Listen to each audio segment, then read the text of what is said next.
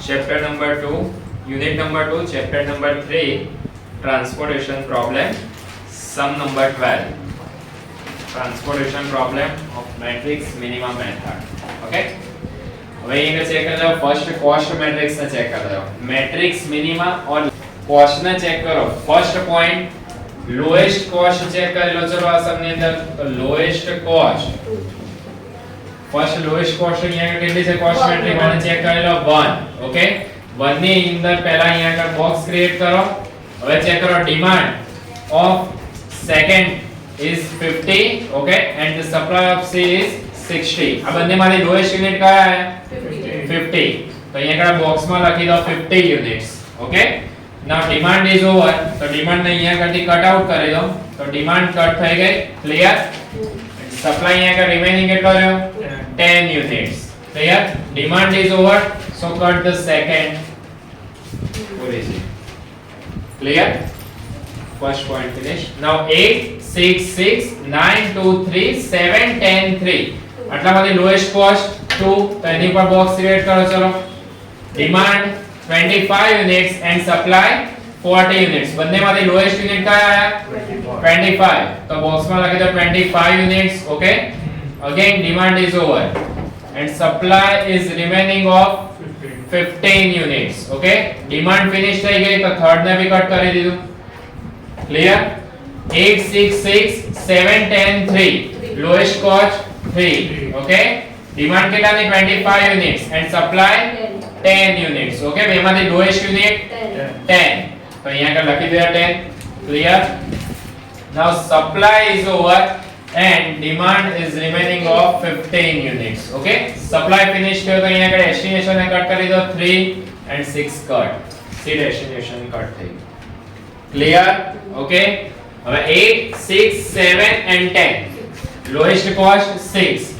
એની ઉપર box create કરો. Demand 20 units and supply 15 units. તો બેમાંથી લોએસ્ટ કરેલો 15 યુનિટ્સ. ઓકે, તો બોક્સમાં લખી દો 15 units. Again supply is over.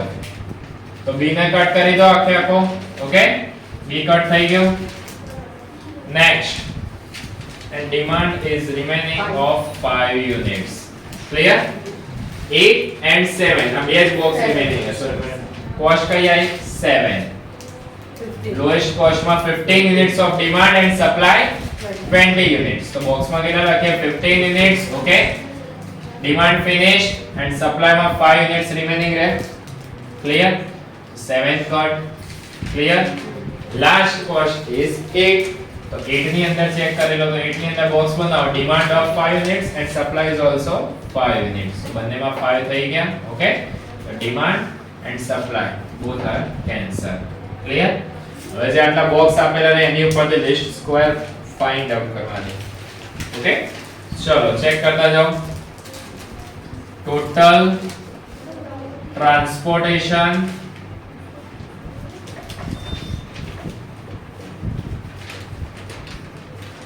cost is equal to, ચલો 1 by 1 અહીંયા કરી ચેક કરતા જાઓ.